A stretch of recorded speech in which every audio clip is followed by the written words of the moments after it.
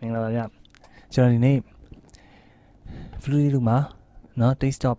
effect plugin လေးကိုသုံးပြမှာဖြစ်ပါတယ်ဗျအဲ့တော့ကျွန်တော်တို့ဒီ Fruity မှာ desktop effect plugin လေးကိုသုံးပြဖို့အတွက်လောလောဆယ်ကျွန်တော် sample လေးတစ်ခုကိုထည့်ထားပါတယ်เนาะအဲ့တော့အဲ့ဒီ desktop လေးကိုသုံးဖို့အတွက်ကျွန်တော်ဘာနဲ့သုံးမလဲဆိုလို့ရှိရင်ရောက်ပါပြီလေဆိုတော့ဒီ blue desktop ဆိုတာလေးเนาะအဲ့ဒီ effect ကလေးနဲ့အဲ့ဒီ plugin လေးနဲ့ကျွန်တော်တို့သုံးပြီးတော့desktop effect လေးလုပ်ကြည့်တာပေါ့ဗျเนาะ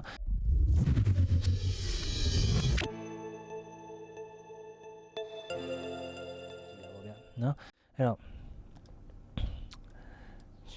ကျွန်တော် effect မသုံးခင်မှာအတန်လေးကိုနားထောင်ကြည့်ရအောင်ဗျเนาะ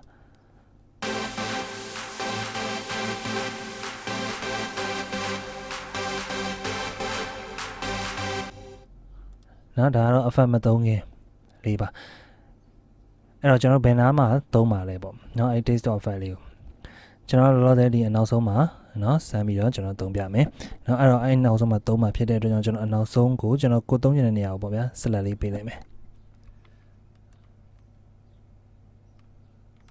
နော်အဲ့တော့ select လေးပေးပြီးွားရင်ခုနကကျွန်တော်တို့ဒီ blue desktop ဆိုတာလေးရှိသွားမယ်သွားပြီးရင်ဒီကောက်ကိုနော်အမှန် trigger ဆိုလေးရှိရ trigger လေးကို automation လေးခေါ်လိုက်မယ် trigger automation ခေါ်လိုက်ရင်ဒီမှာကြာလာပြီကြာလာတဲ့အခါကျလို့ရှိရင်တော့ကိုသုံးချင်တယ်လို့နော်ကိုအသုံးပြုမဲ့နော်ကိုသုံးချင်တယ်လို့ curve လေးဆွဲပြီးတော့သုံးလို့ရပါပြီဗျအဲ့ဒါဆိုလို့ရှိရင် desktop effect လေးကဒီနားကြာလို့ရှိရင်သူတက်လာပါလိမ့်မယ်အဲ့တော့ကျွန်တော်တို့နားထောင်ကြည့်အောင် desktop effect လေးနဲ့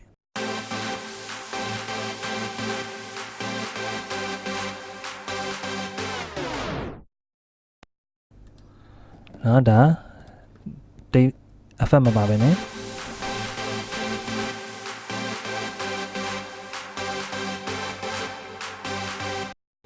နော်ဒါတော့ effect နဲ့ဖြစ်ပါတယ်အဲ့တော့ effect ကတော့ curve ကိုကြိုက်တယ်လို့ဆွဲမယ်เนาะ